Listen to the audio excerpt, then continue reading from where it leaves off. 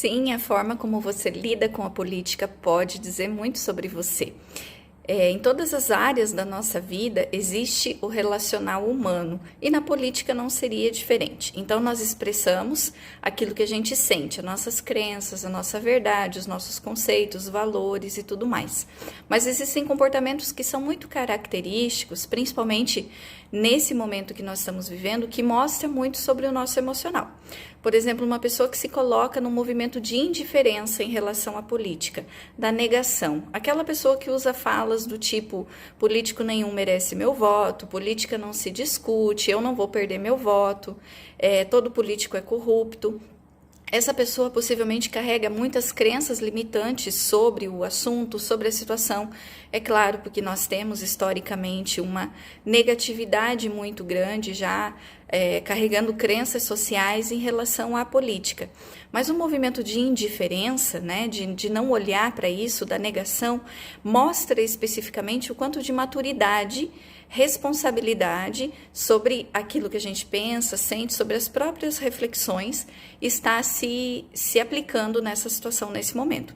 Então, a pessoa que tem esse movimento de indiferença, é como se ela dissesse: eu não sou, eu não me coloco capaz de assumir a responsabilidade sobre as minhas escolhas, sobre as minhas atitudes, sobre as minhas falas. Então, eu coloco isso nas mãos dos outros e me isento.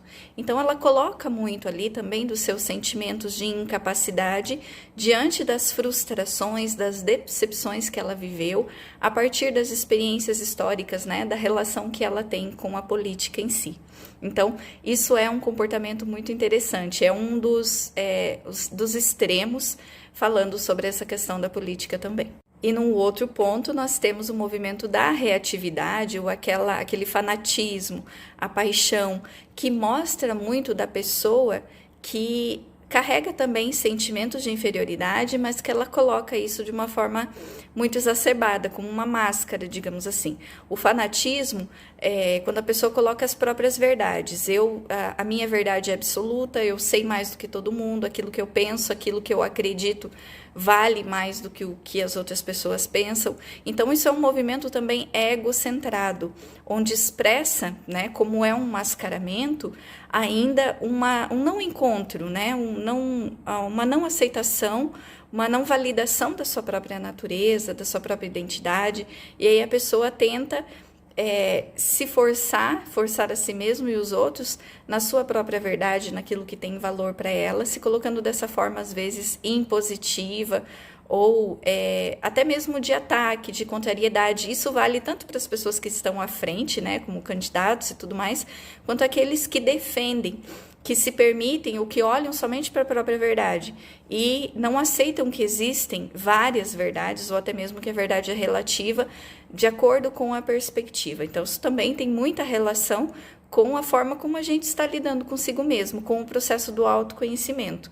Porque independente de certo ou errado, de verdade ou não verdade, essa imposição, ela tem muito desse movimento de prepotência, da gente querer ter um poder muitas vezes maior do que tem, e em contrapartida uma não aceitação do outro.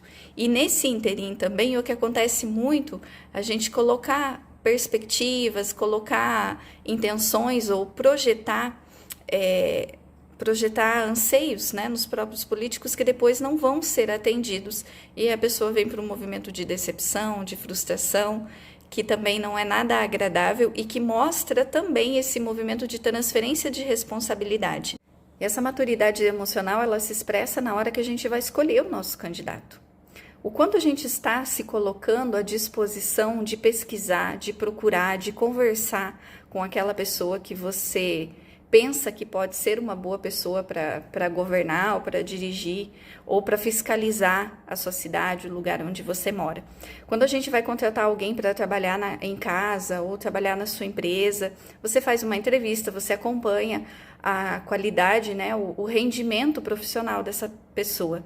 E por que nós devemos agir diferente quando está relacionado à política? Porque nós não temos ainda o movimento de responsabilidade, né? O assumir a responsabilidade daquilo que é pertinente a cada um de nós enquanto sociedade. Aí existe uma transferência de responsabilidade. Quantos de nós dispõe de um tempo para fazer essa análise, para acompanhar aquela pessoa que você está contratando, que você está elegendo para dirigir o seu dinheiro, né? O dinheiro dos seus impostos, das suas contribuições e para dar vida ou atender às necessidades da sociedade onde você vive.